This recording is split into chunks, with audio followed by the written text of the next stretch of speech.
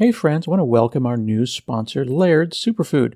As a type 1 diabetic myself, I'm always interested in stories and products around nutrition, and I really like the idea of functional nutrition in a small scoop.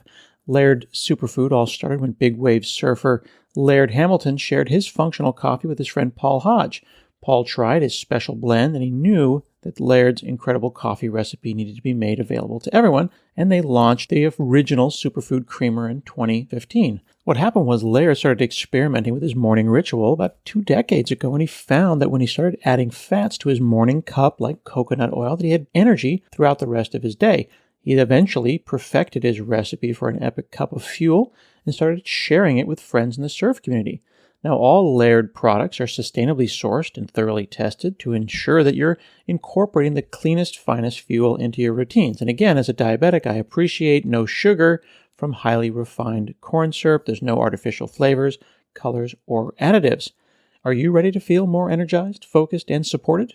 Go to lairdsuperfood.com, that's L-A-I-R-D, superfood.com, and you can add nourishing, plant-based foods to fuel you from sunrise to sunset. Use our promo code HANSELMinutes at checkout to save 15% off your purchase today.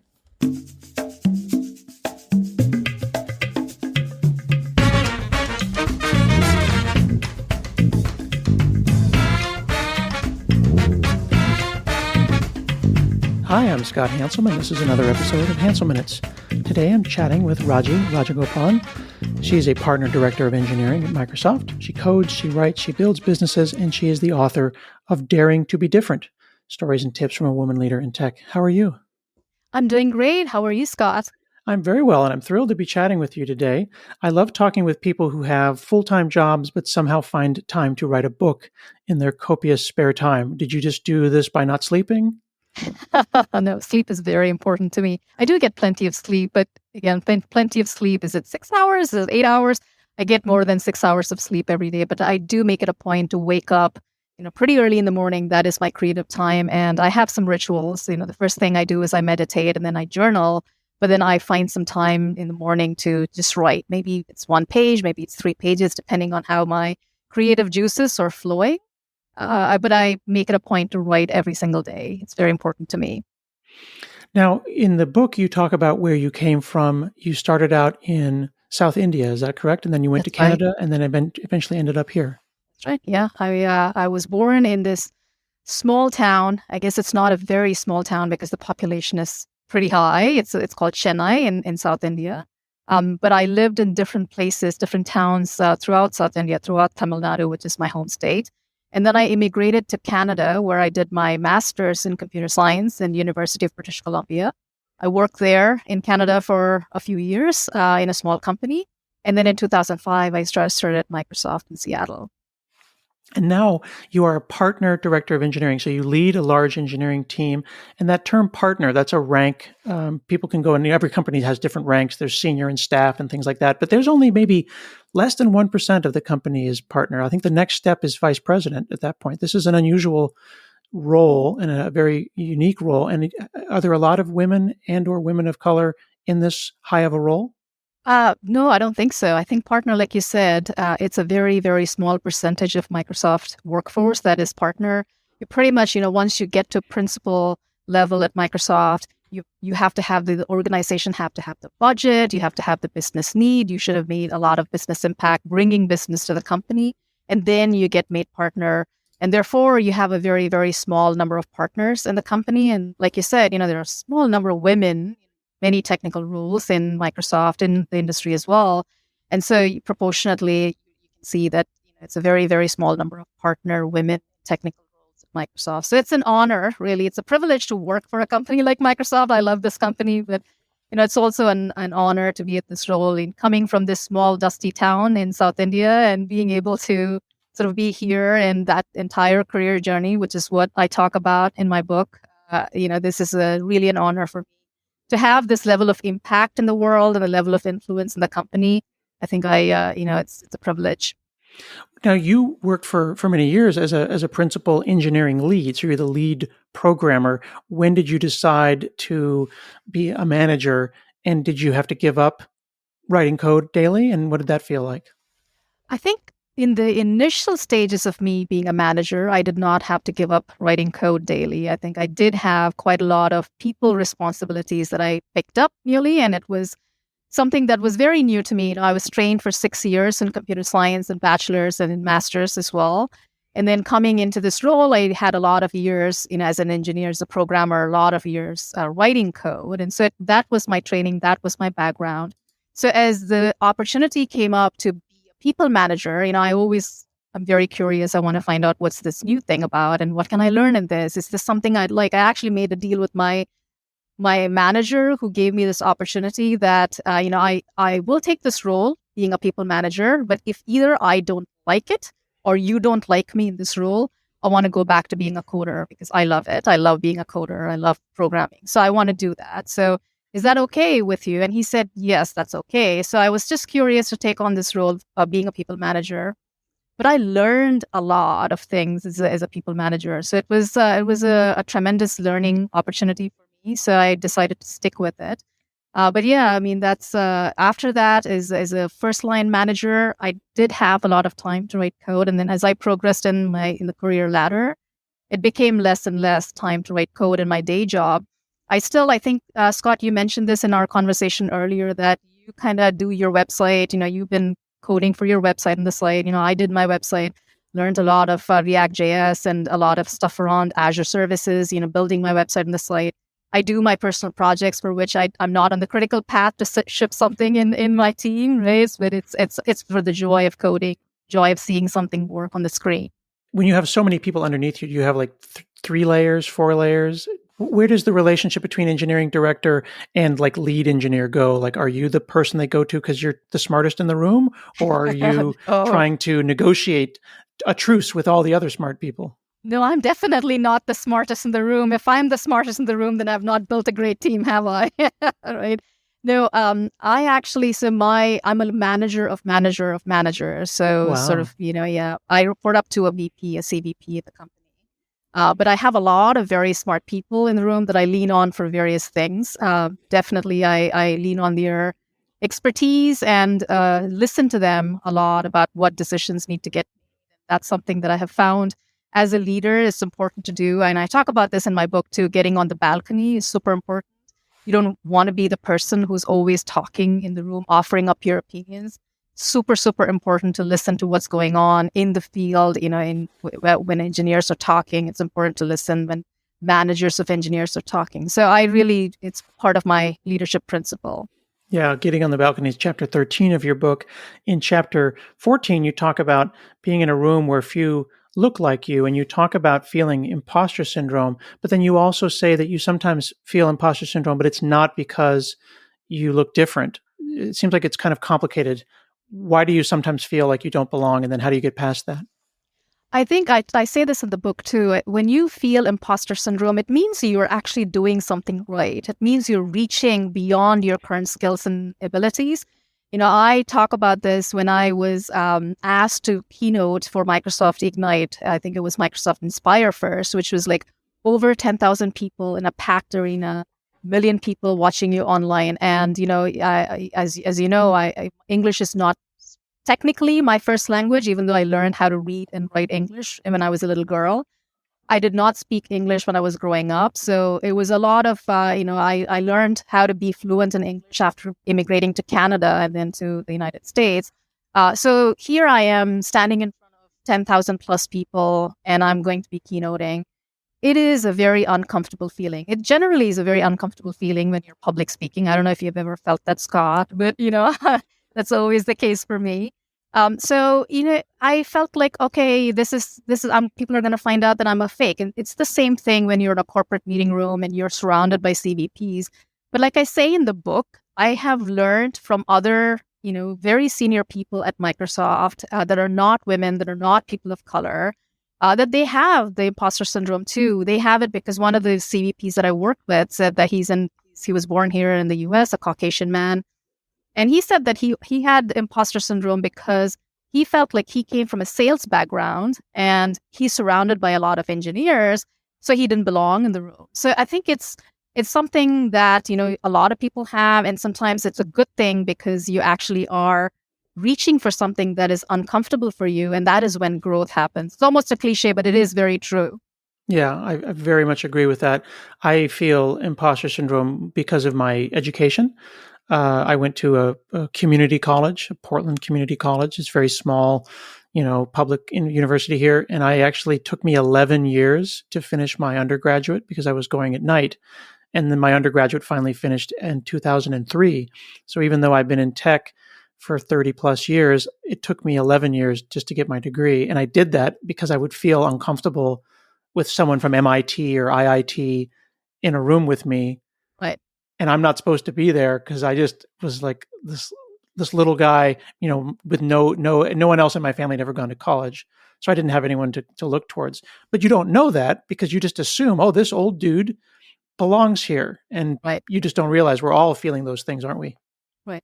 And when I talk about this and daring to be different, right, like that differentness, and I say that it is actually a differentiator, your differentness, and it's not just because you're a gender that is not very common in your industry, or because you're a person of color, like you just said, right?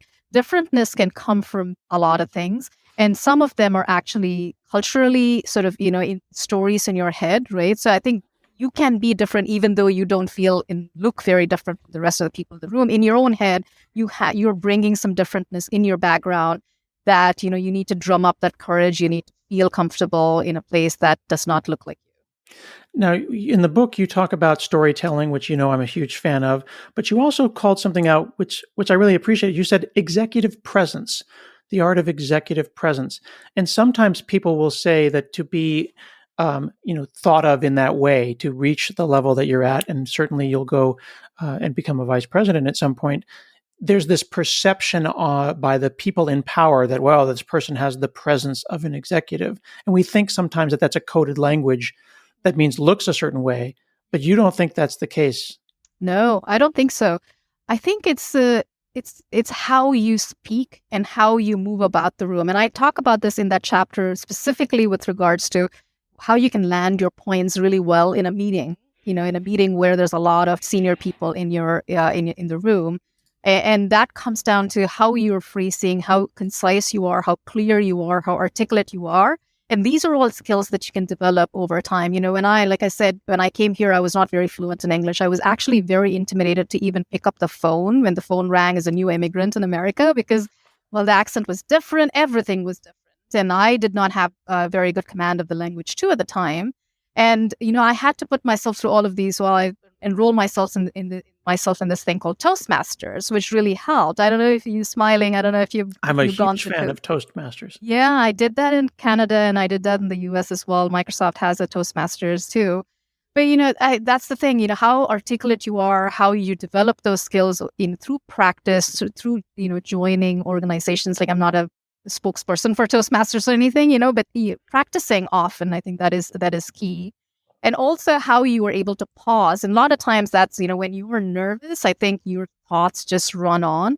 One of the key things that I've learned over the years is pauses are super important, not only for you to kind of process what's going on in your head and get a thought out that is very clear and concise, but also for other people to process what you're saying, right? So those are all things that add up to executive presence. And I give a lot of other tips in the book as well. Yeah, when we think about speaking extemporaneously, or like off the top of our heads, as you and I are doing right now, we think about fluency. And it doesn't Right. mean fluent like fluent in the language. We mean fluency in the smoothness and the clarity in which our thoughts come out. And I am, now that you've said that, noticing I'm not hearing a lot of ums and filler words. You've trained yourself to use pauses rather than those filler That's right. words. That's right. This was something that they actually, the training that they put me through at Microsoft for speaking in front of 10,000 people, they actually said that that is a very good way because a lot of times we end up having those ums and ahs and likes and so on. Instead, if you just pause, stop, because you don't have any other thought in your head, you don't have to fill the silence with another and ah and a filler word. I think that really helps. Now, you used a term in chapter 9 that the title of chapter 9 is Slay the Green-Eyed Demon. And Yeah. I had not heard that before. And as I heard that, I was like, oh, I wonder if this is referring to, race or people with green eyes. But the green-eyed demon means something very different. Yeah, I mean, in that chapter, I'm actually talking about jealousy, right? A lot of times, people that I have mentored have come to me and said, "This other person that I went to school with, they started in this other company at the exact same time as I did, and they're already at an executive level. And I'm only here as a principal program manager, whatever, right?" They are always comparing. Like, people start feeling bad about their own career and their own success at their work, not because they are trying to judge how well they are doing individually, but always in comparison to another person. And that's what I try to teach my mentees as well. And I'm mentioning that in the book too, that it's important for you to understand that not everybody does not have the same life experience. You might have chosen to do something, like you might have chosen to hike the Annapurna circuit, and you might have chosen to have kids that you want to raise really well into great human beings. You are making all these sacrifices all the time, and it's not unidimensional. And that person might have chosen other sacrifices in their life. So you cannot compare apples to oranges and say, well, this other person is at that level, so therefore I should be at that level too.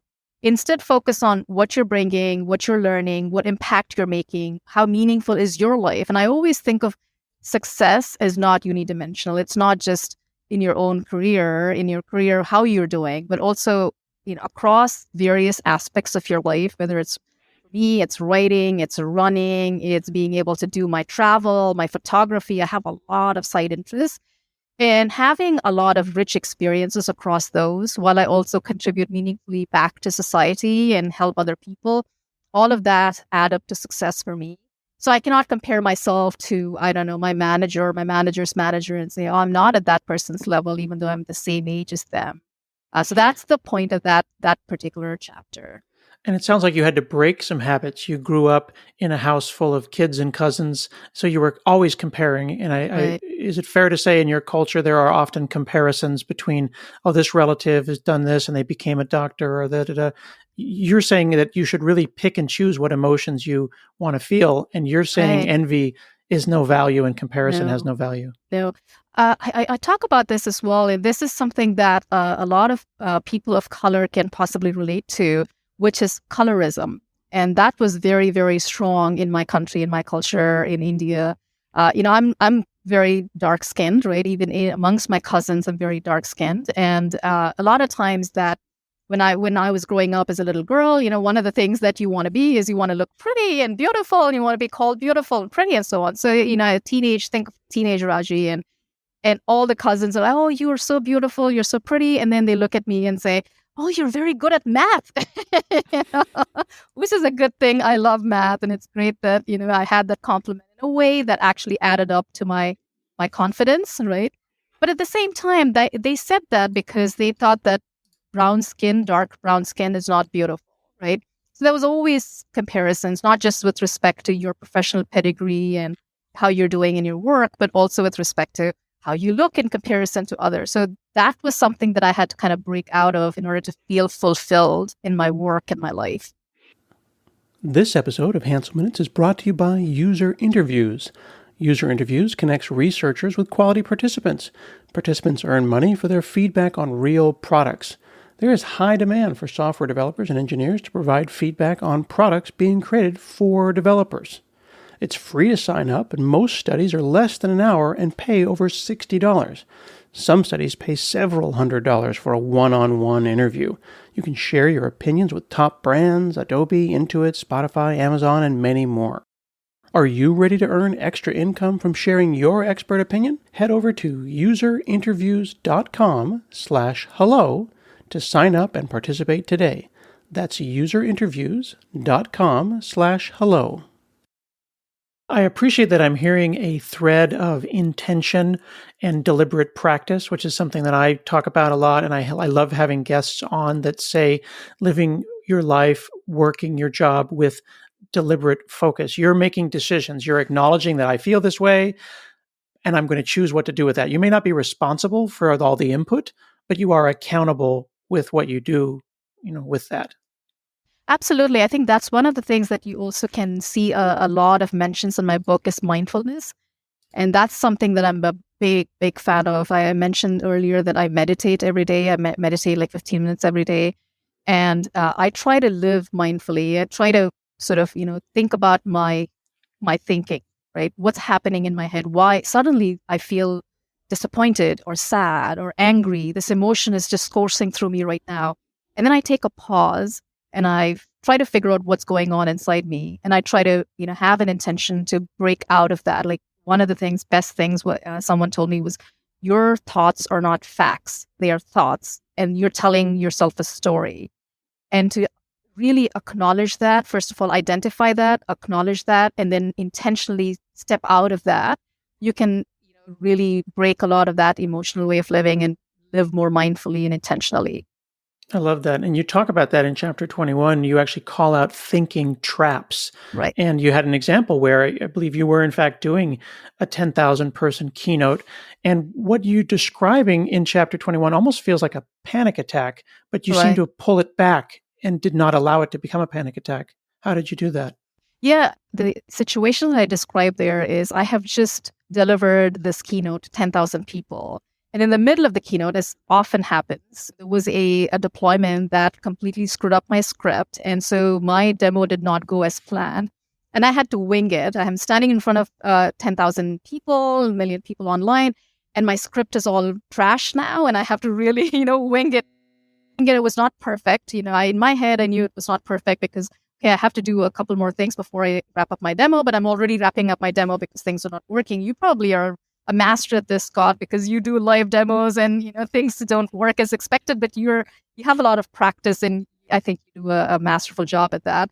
But for me, it was a bit of a panic because this was the first time I'm keynoting in front of this many people and things are not working. So I go back and I tell my demo team who are waiting for me backstage that I'm sorry, people. I really failed you all. This demo did not go as expected. I'm really, really, really sorry because I'm feeling terrible and I apologize to everybody. And they go, what?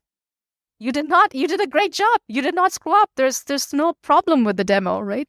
And so they did not even notice that there was a problem with the demo. And that was because in my head, I had a perfect script, but nobody else had that perfect script in their head, right? Like they knew that there was a sequence of things that were going to be demoed. And especially people that are not in the demo team, they don't even know that there is a script in my head that I have to deliver. And so they just watched the demo and they learned something from it and they moved on. Whereas in my head, I had to say the perfect thing and I didn't say the perfect thing. And so this was a trap of perfectionism, right? And, I kind of realized that, well, that's not the case here. Everybody else feels that it's okay and it's fine. In the chapter, you talk about these thinking traps. As you're explaining what happened in that demo, I'm looking at this list and you have catastrophizing, making it a catastrophe, right. Overestimating danger. Oh, I did a poor job. I'm going to be fired. And then also a really interesting one that I think we should talk about, which is mind reading. You assumed everyone thought it sucked. That's right. And you led with that when you got off the stage. And you're like, I'm so sorry I let you all down. And honestly, they were thrilled with the result. Yeah. And we do that a lot, don't we, Scott? I think not just in a demo like that, but even when you're having a casual conversation with a couple of peers, you're kind of reading their mind all the time. And I think it is natural for human beings to try to do that because there's this thing called the theory of the mind. And humans are built to, or we have evolved to create those theories of mind so we can survive. And that's how we've been surviving for all these, thousands of years. But I think oftentimes we get it wrong. We're not great at mind reading. Oftentimes we're always trying to read other people's minds in a negative way. And that's where we kind of end up in challenges where we constrain ourselves quite a bit. And I have to admit, I'm going to come out a little bit here that when you said that you wake up early and you meditate and you journal, I felt a little bit like that's not something I'm able to do. Yeah. And I wonder if others listen and they go, oh, she loves photography and she's killing it at work and she probably has a great relationship. And like, there's got to be something you're not doing well, because I want people to listen to this and feel like they can do it too and they can feel empowered.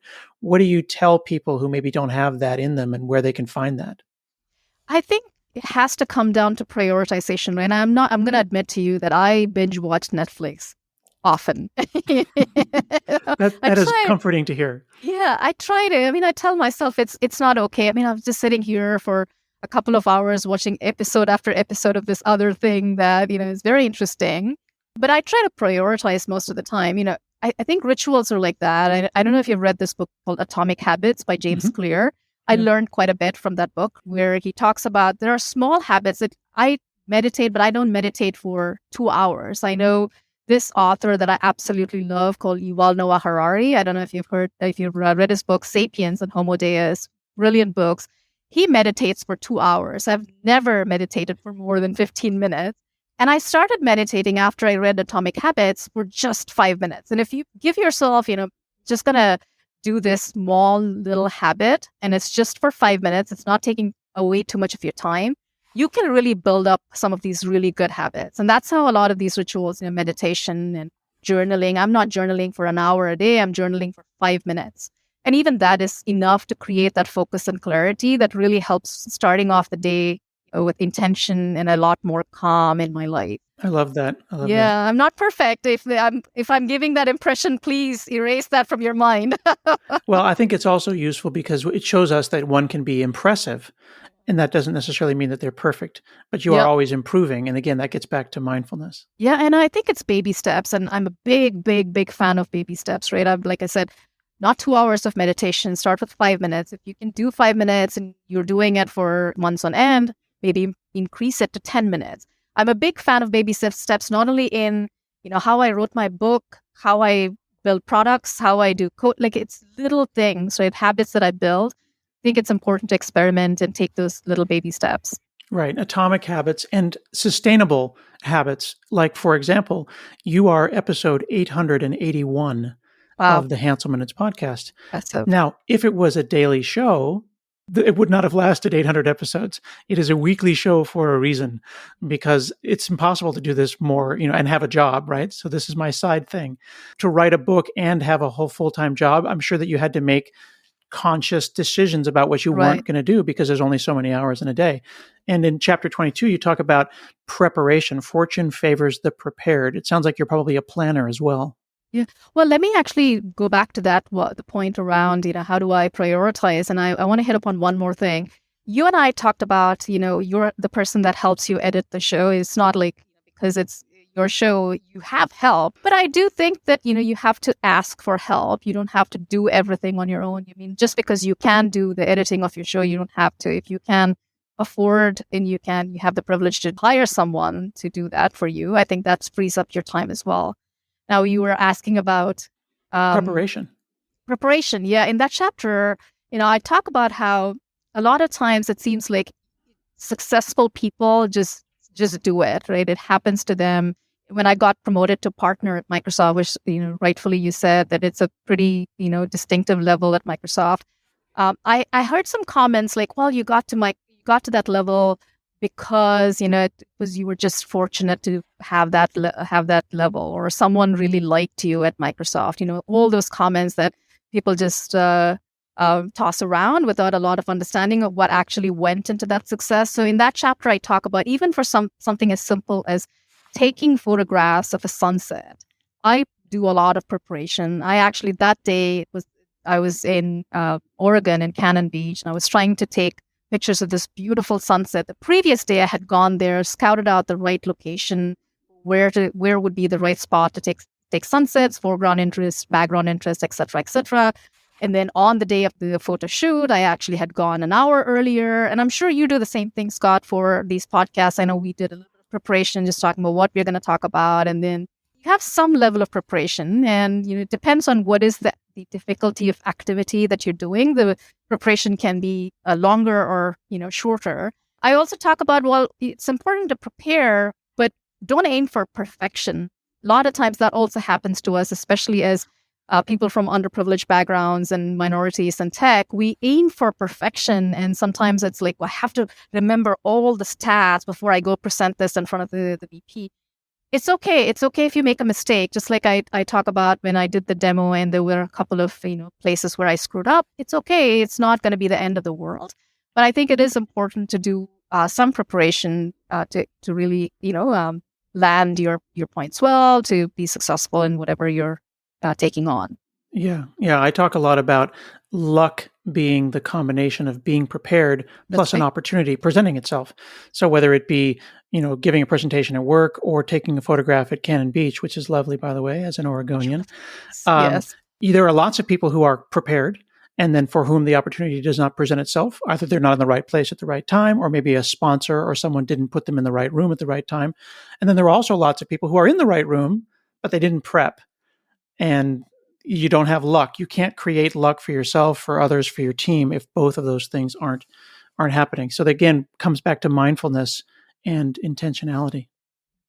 So I've really enjoyed reading this book. It is a ton of little moments. And I even love, I've never seen this in a book. You have a little moment at the end of every chapter where you kind of say, like, almost like TLDR, some parting thoughts. Was that the engineer in you putting a little summary at the end of each chapter? I actually was a little bit conflicted, to be honest, about putting that in. But now I'm hearing from so many readers of the book that it's actually been super helpful. The reason I was conflicted about this is, okay, you've just read the chapter and, you have read all the important points of that chapter. Is it really insulting the intelligence of the reader by actually putting a summary at the end? But then I realized that these are important career skills that a lot of people would want to go back and refer to, and they don't want to read all the stories as much as the stories, my personal experiences that I have shared will help, the ideas and the points really stick in your mind.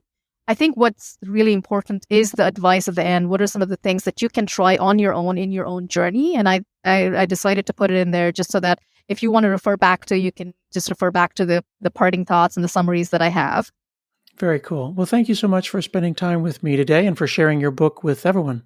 Well, thank you for inviting me. This has been a fun conversation, and I love your show, Scott. I love you as a human being as well. And thank you. What you said when we had this preparation call, that you have this platform and you have this privilege and you want to lend the platform, the privilege to help people like me that are minorities and underrepresented in tech really have that platform. It really touched me, and it's such an important service you're doing to the world. So thank you so much. That's my pleasure. You can check out Raji at rajiraj.com, RAJIRAJ. You can find links to Amazon.com as well as India and Canada, where you can get her book, Daring to be Different. This has been another episode of Hansel Minutes, and we'll see you again next week.